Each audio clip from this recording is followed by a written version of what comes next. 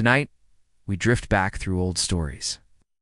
Through candlelight and cobblestone, through whispers that lived in the corners of forgotten rooms, we follow soft footsteps through centuries, velvet paws and flicking tails, eyes that glowed in the dark and saw what no one dared to name. This is the tale of cats, not just animals, but shadows, companions, symbols, and sometimes scapegoats. Why were they feared? Why were they burned? Why did their quiet company turn to suspicion? And let this story unfold gently, like mist rising from a field at dawn.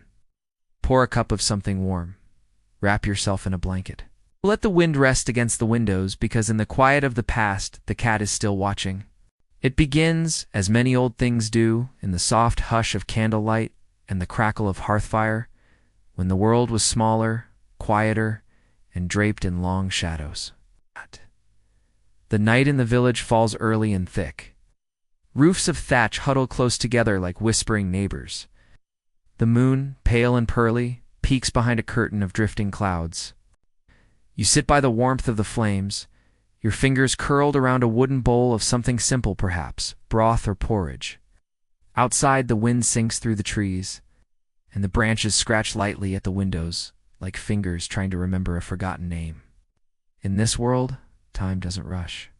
The days are filled with chores and footsteps on muddy paths, with creaking carts, and the smell of hay, smoke, and damp wool. And when the sun slips away, people gather in their cottages and tell stories, because the dark is vast, and stories are lanterns that keep it at bay. It is in these stories that the cat prowls. Not just any cat, but a black one, with eyes like glinting coins and fur that drinks the light, slinks through the tales like smoke, silent and sudden, appearing at the edge of reason, watches, it waits, and it always seems to know more than it should. No one remembers exactly when people began to believe that cats were witches, or that witches became cats, or that witches and cats were somehow the same. The ideas blur, like footprints in soft earth. But they linger, passed from one mouth to another, growing like moss on the stones of memory.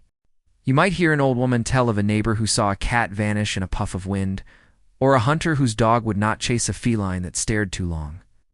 A child might whisper that a cat's shadow doesn't match its body, or that it speaks when no one else is listening. In the Middle Ages, fear was a language everyone spoke. It was spoken most fluently in times of hunger, plague, and storm. Crops failed. Disease spread. Babies were lost before they ever had names. And when life offers no explanation, people go looking for one, often in the places they understand least. The cat was a perfect target. It was neither wild nor tame, neither servant nor master. It kept its own counsel, and came and went as it pleased. Where dogs barked and wagged and bowed their heads, the cat watched, inscrutable. It needed nothing. It trusted no one. It belonged to itself, and that, in a world ruled by hierarchy and obedience, was dangerous. And so people began to wonder. They watched a cat curl beside an old widow's fire and wondered if it was her familiar. They saw a feline slink across a graveyard at dusk and whispered that it drank the breath of the dead. They noticed that cats seemed to appear just before misfortune struck, and they forgot all the times they didn't. In a world of superstition, pattern becomes proof. Coincidence becomes omen. The ordinary becomes the uncanny when looked at too long in the dark.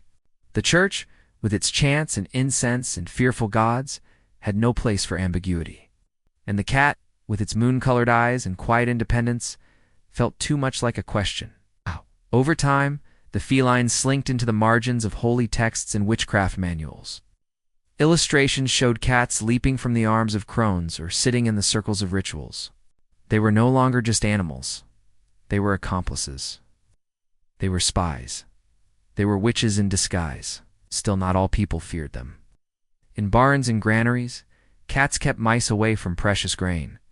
Sailors welcomed them aboard ships, where their soft-footed hunting made the difference between feast and famine. In temples far to the south and east, cats were honored, even worshipped. But in cold stone villages where the wolves howled at night and illness came without warning, the cat often wore a darker cloak. Imagine now, a young girl tending the fire while her mother spins flax nearby. A cat, black as soot, curls on the windowsill. The girl watches its tail twitch. She loves the way it moves, like a wisp of air given shape. She doesn't understand the fear in her mother's eyes when the animal stretches and leaps to the floor. "Hush," the woman says, crossing herself. "Don't stare. It sees more than you think." And the girl, sensing something unsaid, turns her gaze back to the fire. Generations pass.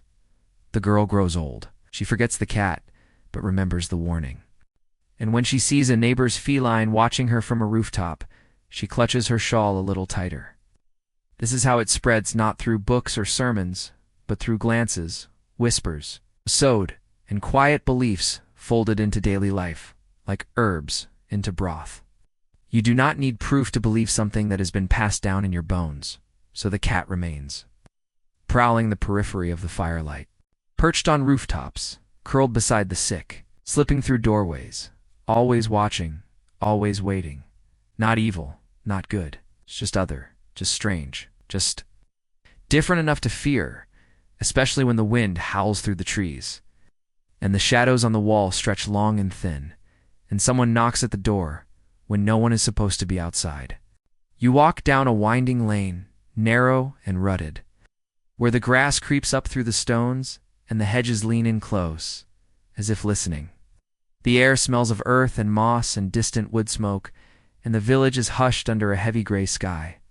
You pass shuttered windows, hear the distant bleat of a goat, and then the faint, familiar creak of a wooden door on its hinges. At the end of the path, tucked behind a wall of brambles and leaning trees, stands the widow's cottage.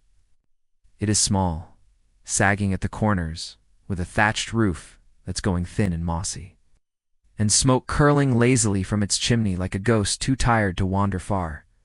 No one visits the widow anymore. They say she talks to herself, and not always in words that make sense. They say her garden grows things too well, even in frost, and that her cow never sickens, though the butcher's pigs all died one winter. They say she was seen gathering mushrooms in the forest, the kind with red caps and white spots, the kind no one else dares to touch. And most of all, they say she has a cat, lean thing, black as pitch, with green eyes that catch the light like emerald fire.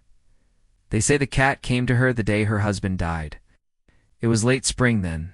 The meadows were gold with buttercups and the river ran full and fast with meltwater from the mountains. Her husband was found by the mill pond, face down, with his boots still dry. No one asked too many questions. They muttered that he drank, or that his heart had failed. But someone claimed they saw the cat there, sitting on a stone by the edge of the water, just watching. The next day, it was on her doorstep. She didn't chase it off. She left the door open, and it walked right in. From then on, it was always there on her roof in the morning, sunning itself beside the chimney, curled in the crook of her arm as she mended clothes, perched on her table as she brewed teas and steeped roots in warm water. She fed it milk, and it slept by her fire. Some say she whispered to it, and it whispered back. Children began to cross the lane to the other side when passing her garden. Mothers clutched their rosaries a little tighter. Men spat when her name was spoken. The priest frowned, but he said little, perhaps because, when she attended church, the storm seemed to pass them by. Perhaps because his cough eased after she gave him a pouch of dried herbs to wear around his neck. Perhaps because he, too, saw the cat and felt that ancient flicker of unease in his bones. It is a strange thing how loneliness breeds suspicion. A woman alone is a curiosity. A woman alone who ages slowly, whose chickens never fall ill, whose herbs smell too sweet, and whose eyes see too much, she is something else. And if she has a cat, one that follows her like a shadow, one that seems to vanish into corners, one that glares at you when you mutter beneath your breath, then she is not just strange, she is dangerous. They begin to talk. They speak of the baby who died after she walked past the mother's gate. They mention the cow that birthed a calf with no eyes. They recall the dreams they've had, strange, heavy dreams where the cat sits at the foot of their bed, unmoving, watching, while their bodies feel pinned beneath invisible weight. They say it's the devil's work. They say it's her. One evening, a boy throws a stone at the cat as it crosses the path near the chapel. He swears he saw it smile at him before it vanished. That night, he wakes with claw marks across his chest. He says it was a dream. His mother does not believe him. The line between tale and truth thins. Soon the village remembers other things, stories from before their time, of witches who turned into animals, familiars that served dark masters, of women who walked at night in borrowed skins, cats that leaped from fires and danced in circles, cats that mewed on rooftops as omens, cats that refused to die when struck. The widow still smiles when someone passes by. She still plants rosemary and thyme in her window box. She still sings sometimes, low and sweet and strange, while the cat watches from the sill. But the air around her house feels stiller now. Birds avoid it. The path grows wild. The silence thickens like a woolen shroud. But if you stepped into her cottage, you would not see witchcraft or curses. You would see a fire well tended and bread baking on a stone. You would see a shelf lined with jars, some with dried fruit, some with little bits of ribbon or string. You would smell lavender and smoke. And you would see the cat, of course, blinking slowly from its spot on the windowsill. Tail curled around its paws, eyes half-lidded with perfect peace. It is old now, and perhaps not as quick. But it is still watchful, still present. It does not meow. It does not run. It simply waits.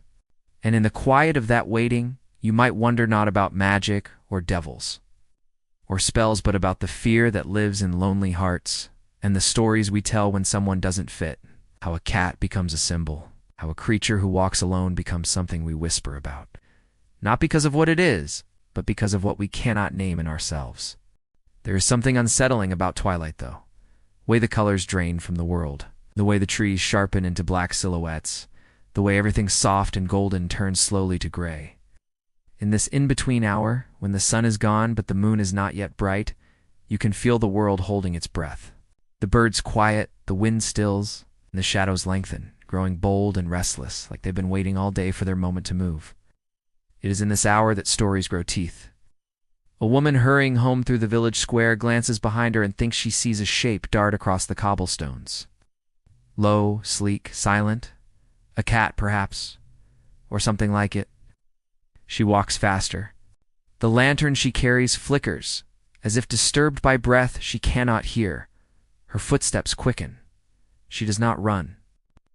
But when she locks her door behind her, she bolts it twice. Once people feared the night because it held what they could not see, but soon they feared what they might see. The dark, the world becomes slippery. Familiar things take on unfamiliar forms. A coat on a hook becomes a hunched figure. A branch tapping at the window becomes fingers. Ga-da-da-da. A rustle in the thatch is no longer a bird, but a watching thing. And sometimes it is a cat, black, lithe, watching with its amber-green eyes, still as stone. It slips between the walls of certainty and dream. It appears in places it should not be, inside locked barns, atop roofs with no path, beside cradles where no door was opened. Cat. It does not always leave paw prints. It does not always blink. It moves as if it knows something you don't and never will. People begin to talk of shape-shifting, not just in tales told to frighten children, but in whispers behind closed shutters, in voices low and urgent. They say witches can turn into animals, mostly cats, sometimes hares, rarely wolves. Always creatures that vanish quickly, that move without sound.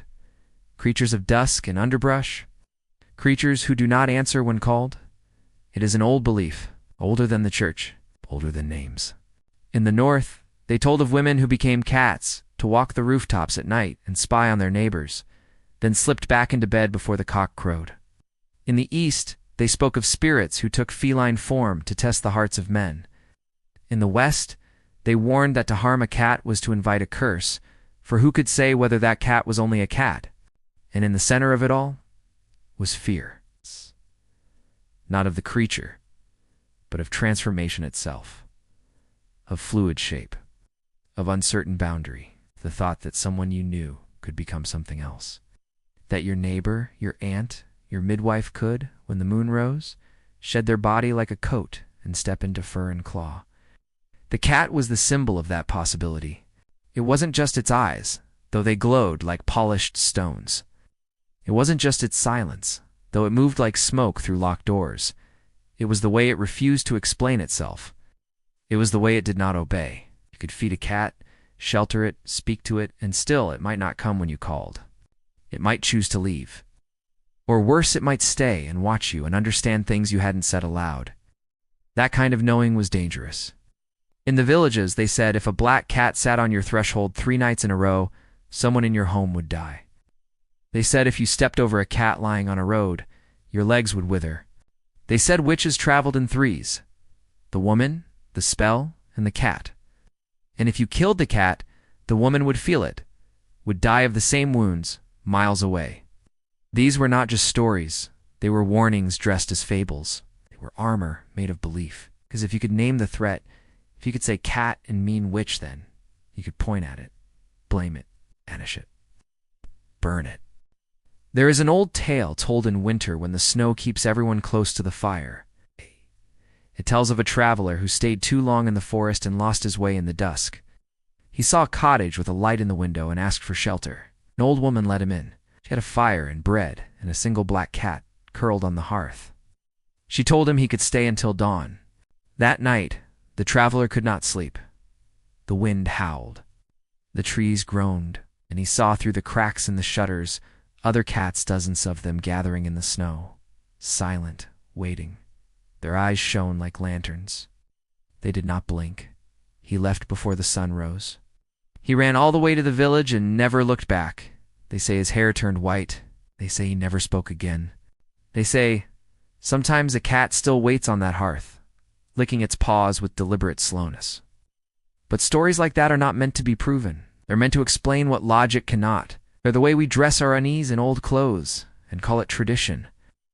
You sit now by your own window, watching the sky darken. You see a shape move across the garden wall. Quick, smooth, barely more than shadow. A cat. It pauses, turns its head, looks at you. Its eyes reflect the dim light like mirrors dipped in gold. It does not move. You do not move. The world feels ancient again. The room is close and warm, filled with the scent of tallow and old wood and the quiet rustle of fabric as people shift in their chairs. Outside, the sky is a dull pewter, and the wind rattles the shutters like a hand that does not want to be left out. Inside, a woman stands, pale and tired, her eyes hollow from days without rest. Her hands are bound, her voice is hoarse, and somewhere, curled in the folds of her memory, is the image of a small, black thing that once nestled in her lap while she spun thread in the evening. They call it a familiar.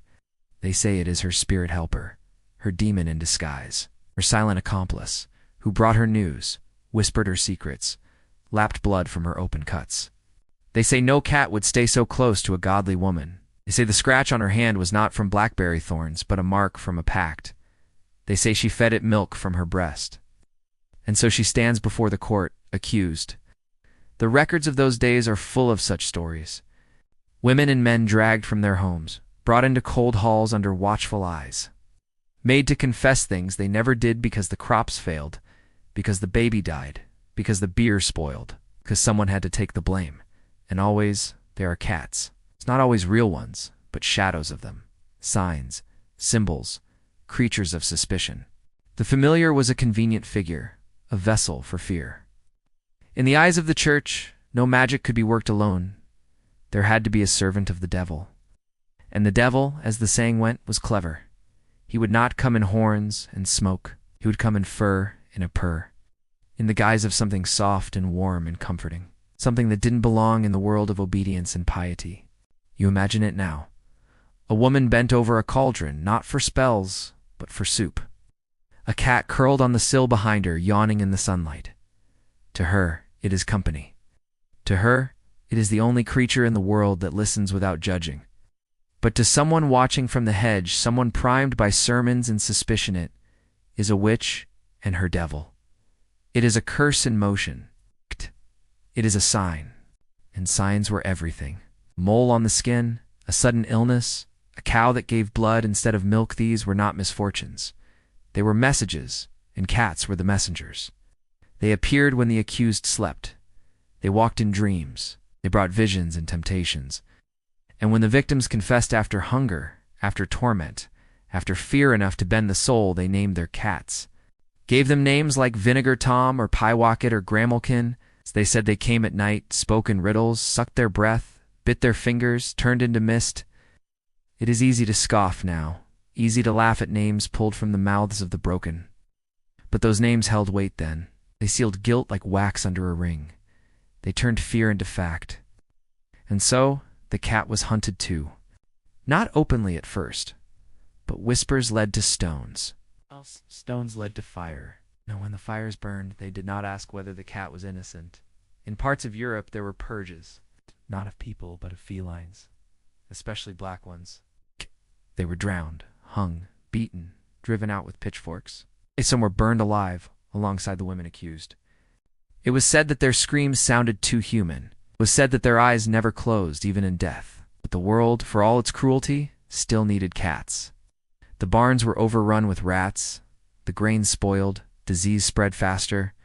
And so, little by little, the cat returned not to the hearts of the people, but to their doorsteps. Tolerated again, if not trusted. It's welcomed again, but only just. You sit now with an old book in your lap. Its pages are yellowed, the ink faded to brown. On one page, an illustration. A woman in a long robe, bent low, and beside her, a cat, wide-eyed and watchful. They are not smiling, they are not speaking. But they are together, and that is enough to stir suspicion. Yet you feel something else, a tenderness that seeps through the years. A recognition, not of evil, not of power, but of the quiet companionship that blooms between solitude and silence. The trials have ended long ago. The flames have gone out. The courts are empty. Debt. But the fear, the strange fear of things that cannot be controlled, that move through the world on their own terms, still lingers. The cat, as familiar, was never just about magic. It was about independence, about mystery, about that which cannot be tamed, even under threat of death. And in a world that demanded order, demanded confession, demanded that every woman kneel before something larger than herself, the cat was a symbol of refusal. It still is. The bells toll low and slow, each clang spreading through the fog like a ripple in still water. It is morning, though you wouldn't know it. The sky is the color of wet ash, and the streets are heavy with silence. A cart creaks past, drawn by a thin horse, its hooves muffled on the dirt road. There is a pile of something in the back sacks, maybe, or bodies. It is best not to look too closely. You keep your head down, a cloth tied over your mouth and nose, your hands pressed together not in prayer, but in hope. And under the stillness of the town, there is the quiet, unhurried patter of paws. The cat walks where no one dares to tread. The cat moves like breath, like thought, slipping under fences and through broken gates. They burn their bedding, shun their neighbors, leave food at doorways without knocking. They wear charms, carry herbs, speak prayers in low tones as if louder words might draw death's attention. And still the disease spreads through rats, through fleas, through air thick with rot and grief. The house is falling apart. The town is crumbling into silence, but the cat remains. It curls on the hearth at night. It sits near the child's head during the worst of it. It licks its paws when the mother cries. They will not notice the fleas it keeps at bay. They will not care for the soft rhythm of a purr in the silence between sobs. They will say that when the family lost its fortune, the cat began to thrive. They will say it feeds on misery. They will say it knew. It does not fear the plague. It does not fear the dead. It goes where it wishes, as it always has. To make it a shape. To point at something and say, there. That is what cursed me. That is why we suffer. And a black cat slinking through the fog looks very much like an omen. Through the alleys, across doorsteps marked with crude red crosses, past shuttered homes and windows that will never open again, they hunted rats. They thinned the vermin. They had, in their silent way, always been protectors of grain and bone and breath. A shape moving through the garden at dusk, its eyes that close and open and close again. And in the long silence after so much death, the purr of a cat sounds almost like a prayer. But by now, they are feared, shunned, burned. Some say they brought the sickness. It nestles into the barns that are still full. It appears on the windowsill of a widow too tired to speak. It curls into the folds of a blanket still warm with life. On women, on the poor, on the sick, on the cats. Some say they carry the devil beneath their skin, walking from home to home with plague between their claws. Even kittens, soft and mewling, seen as seeds of coming storms. The air thick with smoke and panic and the need to believe that doing something, anything, is better than doing nothing. A knock at the door, a tolling bell, a shallow grave. And in the lull that follows devastation, the cat returns again. Not triumphant, not vengeful, simply present. Some say a cat will sit by your bed the night before you die. In these years of sickness, people have no room left for comfort. The irony, of course, is bitter. Inside, a child lies fevered, cheeks red and cracked, breathing like someone drowning in air. The mother sits beside the bed, sleepless, her hands clenched around the string of her apron. And on the windowsill, unmoving, is the family's cat. Cats, had they been more welcome, might have slowed the plague. It is not true. But when fear is all you have, it becomes fact. You imagine a house at the edge of the village. Its windows are dark, its chimney still. It has not left her side. It watches, not with menace, not with mystery, but with that quiet old presence that cats carry like a second skin. And still, if the child dies, someone will whisper that it was the cat who stole the breath.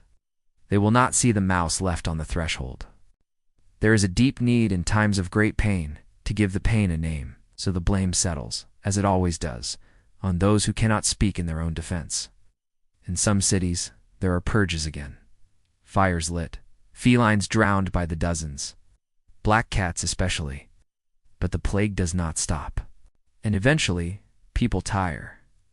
The dead outnumber the living. The days blur. The rituals of death become ordinary. It walks across the churchyard wall, tail high, and slowly, as the world begins to breathe again, the cat becomes part of it once more. It's not because it has changed, but because, in the wreckage of what has been lost, people need small, quiet things to hold on to. A heartbeat beside them as they sleep. The fear does not vanish, but it softens. It flickers. The chapel is quiet in the morning haze. Thin light spills through high, arched windows, casting long beams that shimmer in the dust. The pews are empty, worn smooth by centuries of prayer and the weight of grief.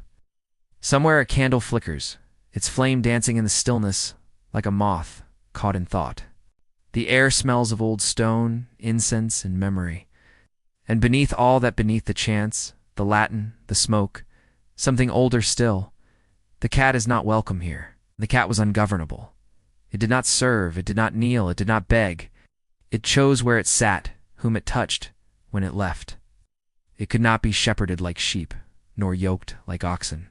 It did not answer to bells or bows or prayers. It never was. You can feel it in the way the priest glances when he speaks of sin, of temptation, of things that crawl where light cannot reach. You can feel it in the way stories crept from pulpits and pages alike, how the devil had many forms. And some were small and warm and velvet soft.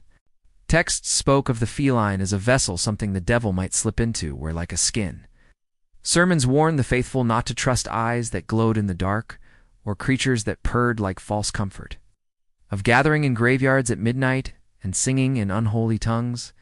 Some said they danced on rooftops during storms. Some said they carried curses in their tails. Because when something went wrong, someone had to be blamed.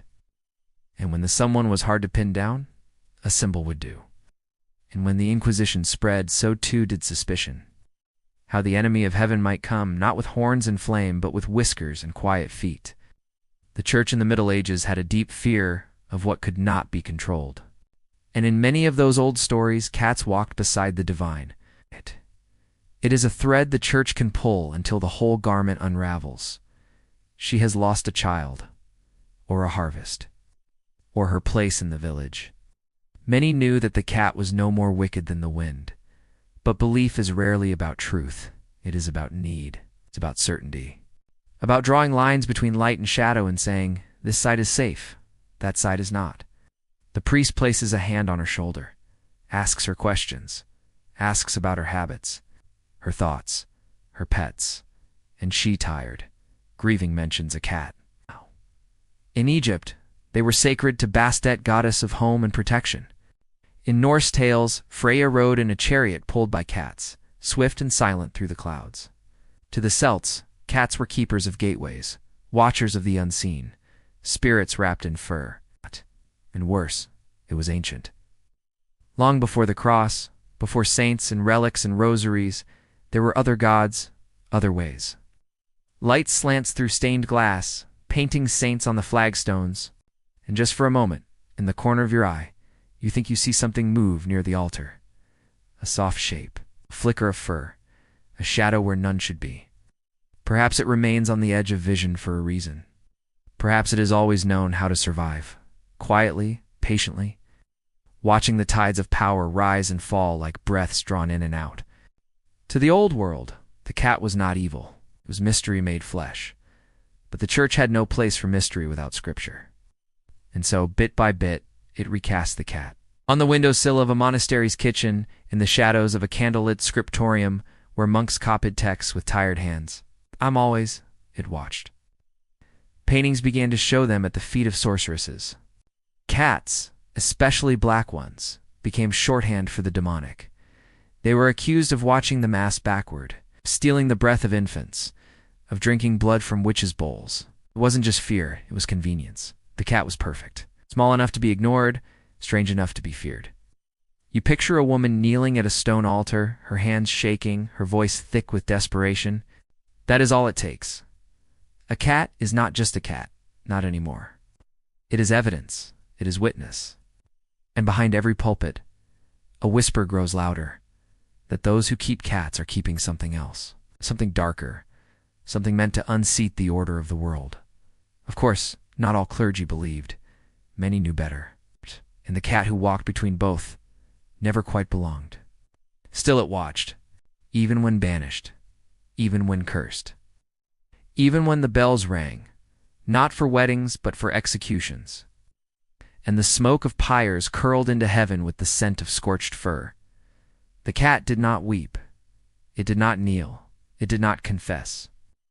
It slipped through the cracks of history like water between, stones reappearing in unexpected places, on the lap of a nun who spoke to no one. You walk now through a cathedral, centuries later.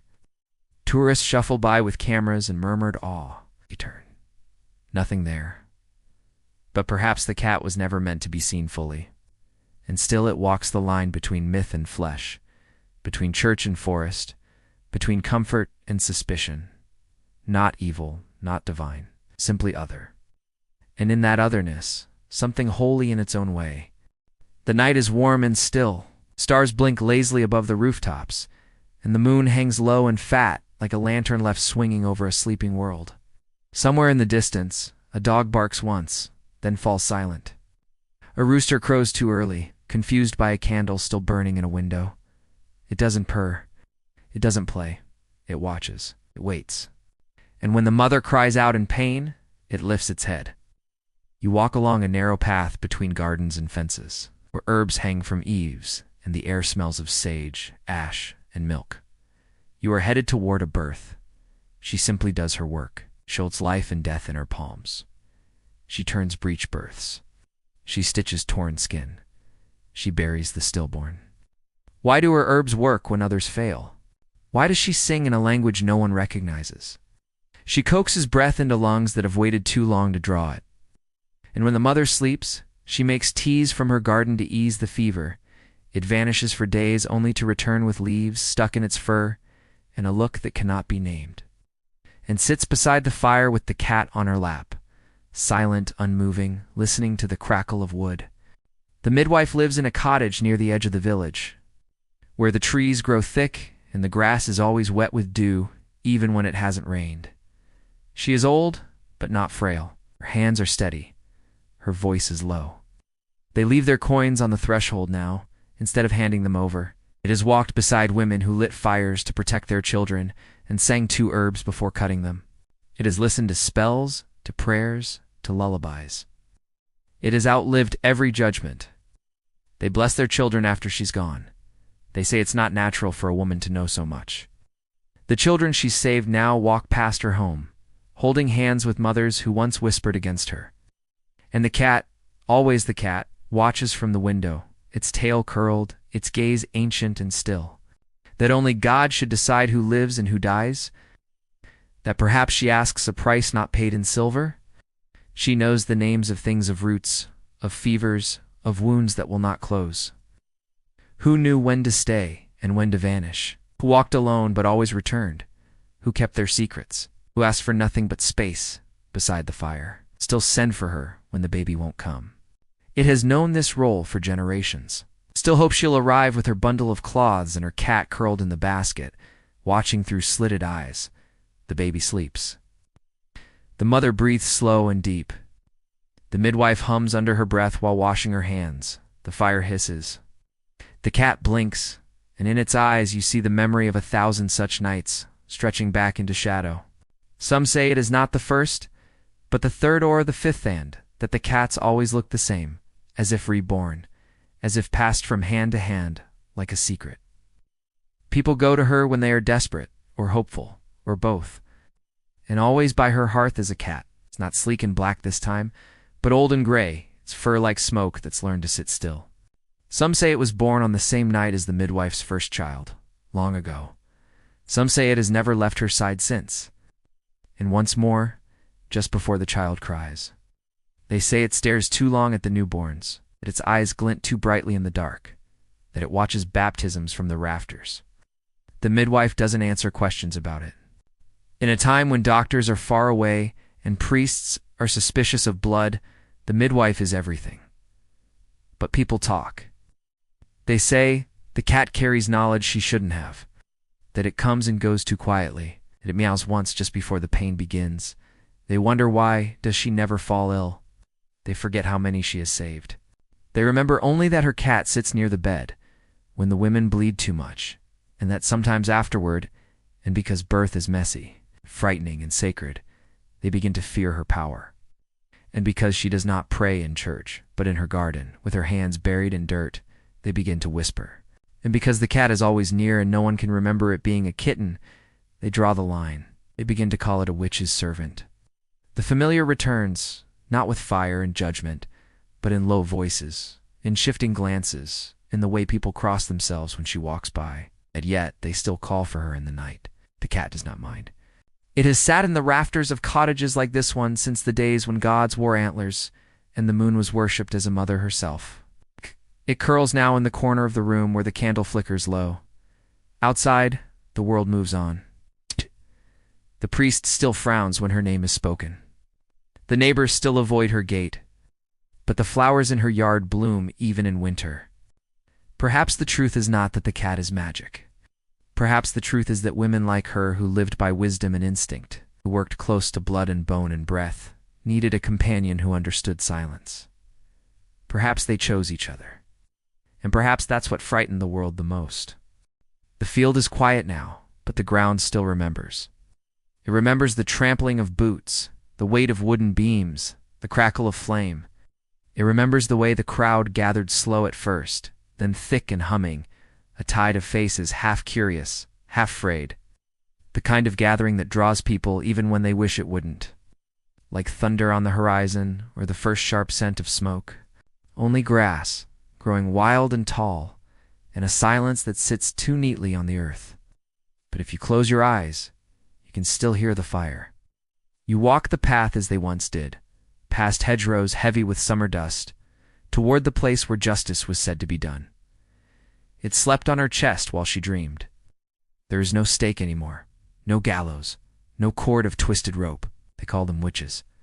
Sometimes it ran, sometimes it was killed before, but always it was blamed. And in an age where color had meaning, white for purity, red for martyrdom, blue for truth, black stood apart. Not evil, exactly, just unknown, just unseen. And in the fur of a cat that darkness took shape. It moved, it climbed walls. It sat silently on fences and watched. It called them heretics, poisoners, blasphemers. The wind stirs the grass, and a bird cries overhead. But your thoughts are in the past, where the sky was blackened with smoke and the smell of scorched things clung to the skin. The people watched, not out of cruelty, though there was some of that, but out of a need to see the problem ended. A need to believe that fear could be cured with fire. They called them mad, or cursed, or simply inconvenient. And when names failed, they pointed to the cats. She had a black one, they'd say. It followed her like a shadow. It whispered to her at night it didn't matter. In England, on feast days, it was not uncommon to see a cat tied into a wicker bundle and thrown onto a fire, its screams drowned by songs. And across Europe, wherever suspicion pooled, cats were there to absorb it. Someone thought they had. She has not confessed. Or she has after long silence. It doesn't matter. Her fate is sealed. But before they tie her, someone notices the cat. Small, slender, quiet as breath. It crouches in the grass at the edge of the crowd, eyes fixed on her. It became a thing that slinks across your bed at night. A thing that appears on crossroads and rooftops. A thing that listens when no one else will. A thing you don't quite trust, even as you feed it scraps and invite it into your home, or had seen one by the house, or had once heard a meow near the door. That was enough. It blinked slow and deep, and let people believe if they wanted to that, maybe, just maybe, it did know a little more than it should. Enough to light a pyre, enough to sharpen suspicion into flame. The day is almost done, and the shadows grow longer. You hear a rustle in the grass, a soft paw print in the dirt. You turn. A familiar in the old true sense of the word. Something known, something trusted, something that sits beside your grief without asking you to explain it. That impossible calm. Because while they burned the witches and cursed the cats, something else was happening too. Some accused did not own a cat.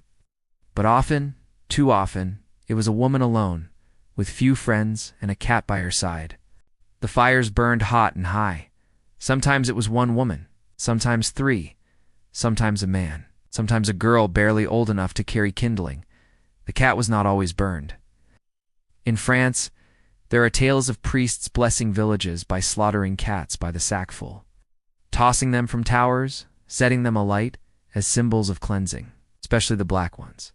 There's something about black that makes people uneasy. It swallows light, it hides detail, it turns certainty into suggestion. It was too easy to say that one, too easy to gather wood. It's too easy to pretend that burning the cat might burn the fear with it. You sit now on a fallen log near the field's edge. That magic could be silenced. That darkness, if cornered, could be lit away. You imagine a woman standing before the pyre, her hands bound, her head lifted high. A child points, a man raises a shout, and someone moves to catch it. The cat does not run. It simply blinks once, as though it has seen this all before. Perhaps it has.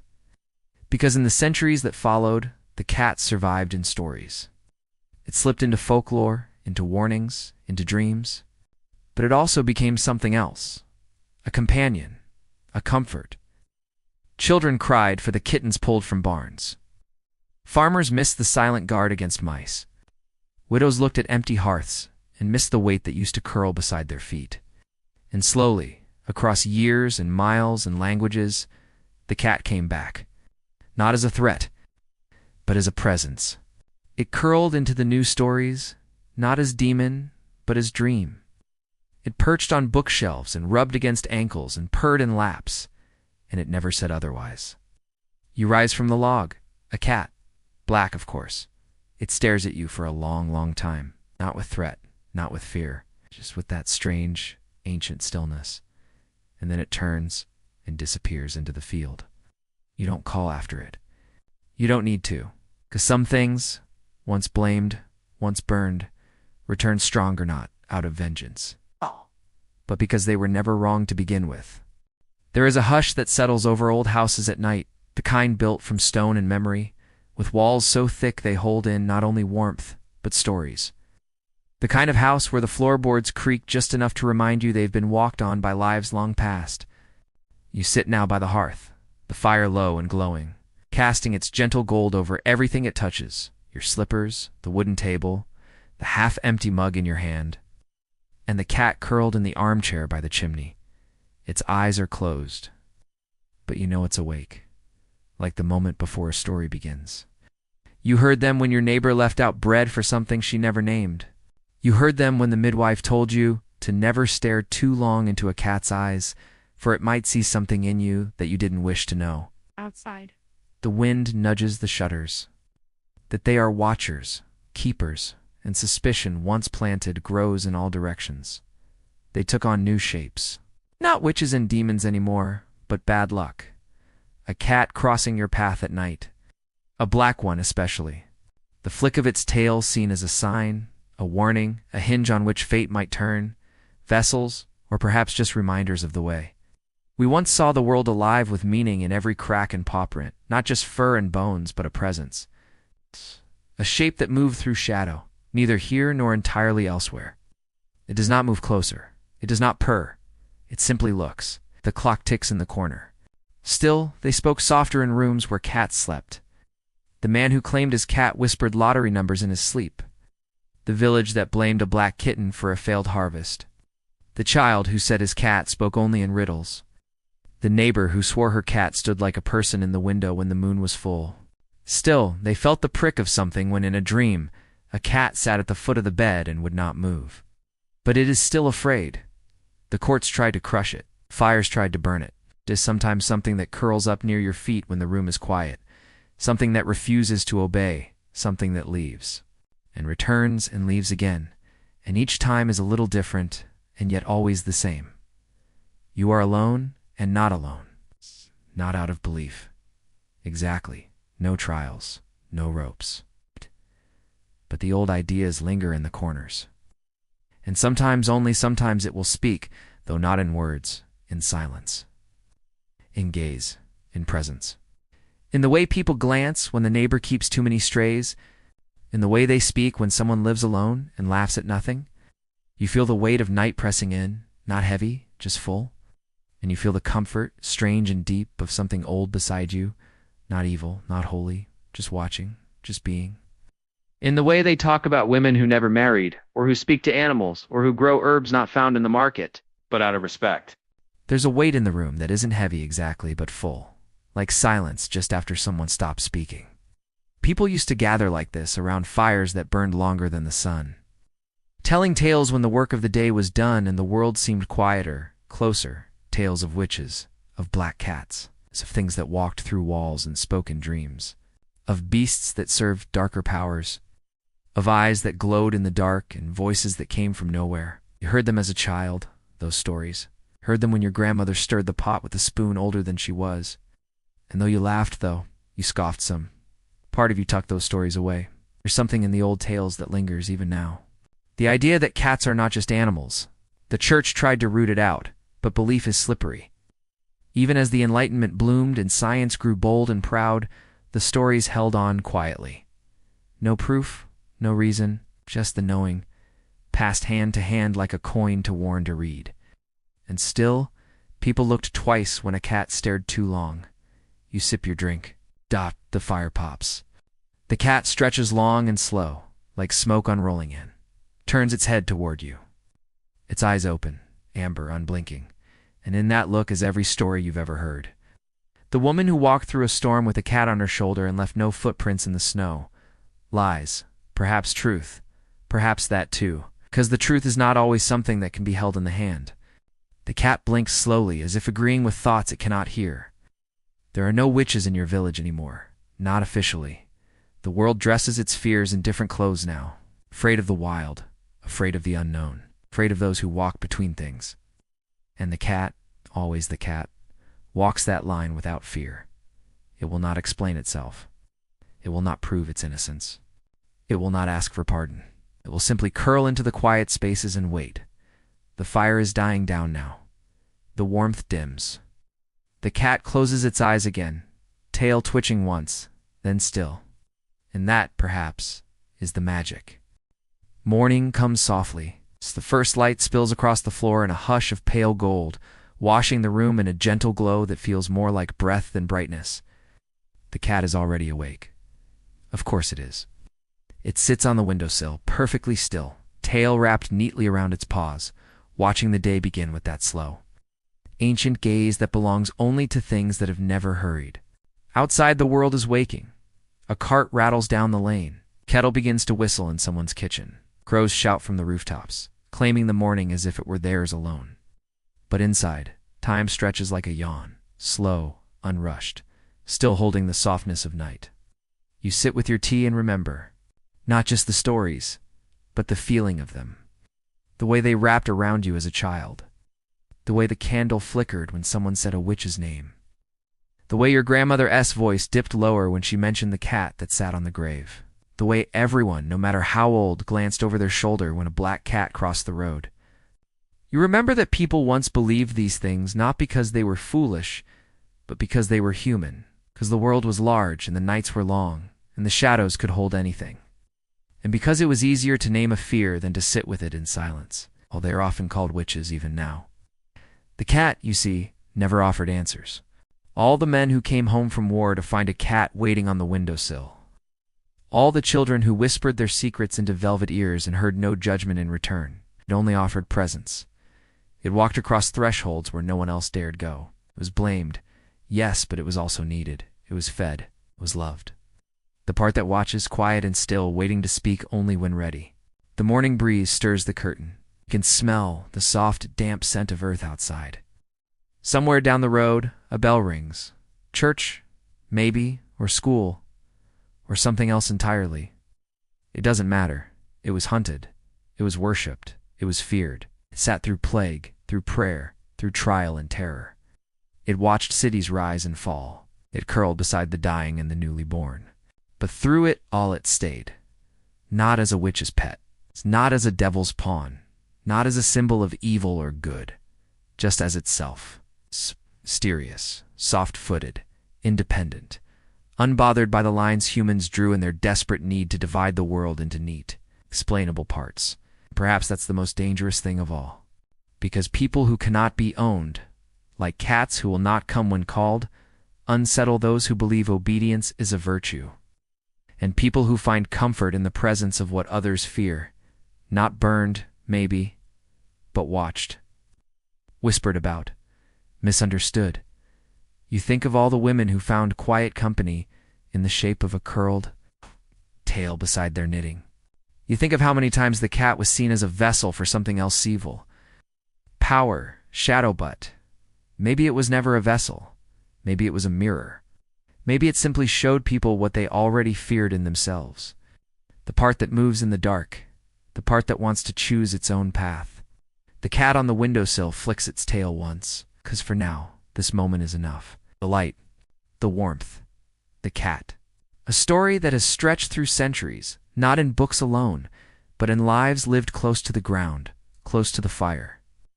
Close to the things that matter most and explain themselves least. You sip your tea? The cat hops down, walks over, steps lightly into your lap. Its weight is comforting, present, real. It purrs, not because it has to, but because it chooses to. And in that sound, in that small, steady rumble that seems to come from the center of the earth itself, hear the truth at last. The cat was never the witch, was never the curse, it was never the danger. It was only the witness, and the one who stayed. The fire has burned low now, and the night has curled into silence. We've walked through centuries of fear and wonder, through flickering courts and hearths, through stories carved in ink and shadow. And all along the way, the cat has stayed with us quiet, steady, never asking to be understood. It was never the witch. It was only the witness. Don't look away. So if you see one watching you from a windowsill, or curling beneath your chair as the world softens into sleep, don't be afraid. Some things are meant to remain a mystery. Some things only speak in silence. Thank you for being here. Good night, and may the softest pause walk beside your dreams.